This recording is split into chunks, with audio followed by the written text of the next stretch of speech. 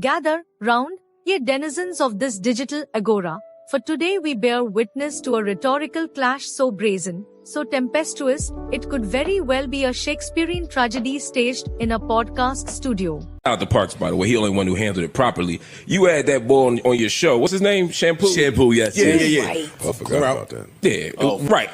Talking crazy about me. We're going to get to an hour before we Talk, get a topic. Let's go. I don't know, dude. I don't do that on people I don't know because I think they're corny, but that's who he is. It seems like that's who he is. It seems like a loser. But whoever he is, that's your man. So, whatever. But people say, right? It's your platform. You can do whatever. I think it's weird to be on a JVP platform talking about JVP people. That's weird to me. Yeah, Parks walked off. You did your thing. Then you tweeted it the next day. I did. What the fuck you do that for? I called you, though, before that. No, you called me. We spoke after it was up. I called you before that, too. But you posted it before you got a response. Yeah, it took too long. Well, that's fine. I'm just saying that's fine. No, it's not. No, it's fine. Oh, for real? Yeah, I mean, it's cool. We talked about it. I ain't tripping about it, but yeah, I wouldn't do that shit. Saying that you greased up as fuck. No, saying... He ain't talking about your intellect, he ain't talking about anything else, but saying that you came up here asking... Then why you call me and ask me if I was cool with it for then? Yeah, because you were from Philly and I thought you, but I don't give a fuck. I don't give a fuck now. Then don't call me about it. Yeah, but now I won't call you in the future. Then it's done. Because you was talking to them niggas... Then it's done. You talking about how you gonna tell me something that happened after you did that? Yeah, why you in there? Why you don't have nothing to do with that. What the fuck you talking about? You know what I'm talking about. Don't sit there and listen to niggas talk about me, nigga. The shit I'm talking about happened before that. Is it something True. about this seat? So how the fuck you justifying what I did? Well, how is you justifying what you did by saying I did something 3 days afterward? I don't give a fuck, because that's just how I feel.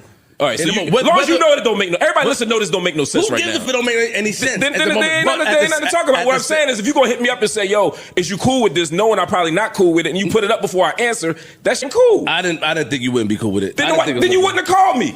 I didn't think you wouldn't be cool. Then you wouldn't have called me. I didn't think you... Then why'd you call me? Enter Marc Lamont Hill, the sagacious orator of intellectual discourse, and QueenzFlip, a veritable jester whose antics on the Joe Budden podcast oscillate between entertaining and egregious. Their confrontation? A symphony of simmering tension and unfiltered critique, as Hill calls out QueenzFlip for behavior that, in his eyes, borders on the lamentable. Let us begin with the context. Hill, ever the avatar of decorum, finds himself navigating the chaotic cacophony of QueenzFlip's antics. Flip, known for his penchant for unpredictability, is a walking embodiment of controlled chaos, or perhaps just chaos. His conduct, often towing the line between audacious and inappropriate, becomes the crux of Hill's grievance. And oh, what a grievance it is! Hill's words are not daggers, but surgical scalpels, dissecting the very ethos of QueenzFlip's approach to podcasting. From the onset, Hill positions himself as the voice of reason. His critique is not a petty squabble but a matter of principle. He accuses QueenzFlip of leveraging the Joe Budden podcast platform for behavior unbecoming of its stature. To Hill, this is not merely a clash of personalities but a broader indictment of Flip's disregard for decorum. The medium, Hill argues, demands a certain gravitas, something Flip seems intent on discarding in favor of his theatrical shenanigans. But Flip, ever the provocator, does not back down. He defends his actions with the ferocity of a cornered beast, albeit one whose logic is, at best, circuitous. His justifications are an alchemy of deflection and bravado, a cocktail that Hill dismantles with surgical precision. Hill is unrelenting, his critique a relentless tide against the sandcastle of Flip's arguments. This clash of titans reveals a deeper tension within the podcast itself. The Joe Budden podcast, a bastion of cultural commentary and spirited debate, becomes the arena for this gladiatorial combat. Hill's critique extends beyond Flip to touch on the very ethos of the platform. Is it a space for intellectual rigor, or a circus where the loudest voice prevails?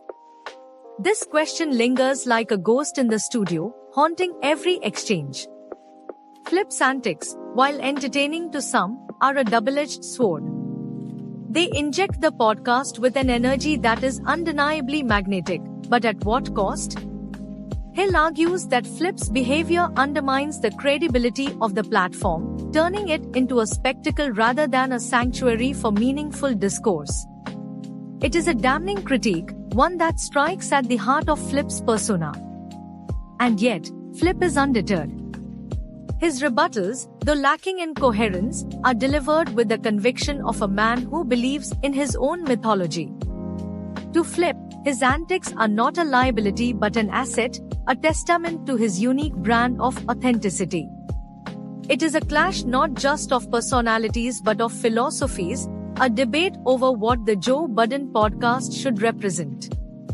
As the verbal sparring continues, the tension reaches a fever pitch. Hill, ever the wordsmith, weaves a tapestry of eloquent critique, while Flip counters with the raw energy of a man unbound by convention. It is a spectacle that encapsulates the very essence of the podcasting medium, unscripted, unpredictable, and unapologetically raw. The fallout from this confrontation is as significant as the clash itself. Hill's critique forces a reckoning, not just for Flip but for the podcast as a whole. It raises questions about accountability, professionalism, and the balance between entertainment and substance. Flip, for his part, is left to grapple with the implications of Hill's words, a task he approaches with characteristic bravado. In the end, this clash serves as a microcosm of the broader tensions within the world of content creation. It is a reminder that the line between authenticity and recklessness is often razor thin, and that platforms of influence carry a weight that cannot be ignored. Hill's critique is not just a call-out but a call to action, a plea for a higher standard. As the dust settles, one is left to ponder the future of this dynamic. Will Flip take Hill's words to heart, or will he double down on his antics?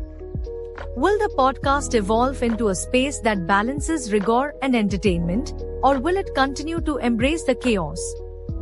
These questions remain unanswered, but one thing is certain: this confrontation will not be forgotten. In conclusion, Hill's critique of QueenzFlip is a masterclass in holding one's peers accountable. It is a reminder that even in the world of unscripted content, there is room for standards and principles. Whether Flip heeds this lesson or dismisses it as noise, the impact of this clash will reverberate far beyond the confines of the Joe Budden podcast studio.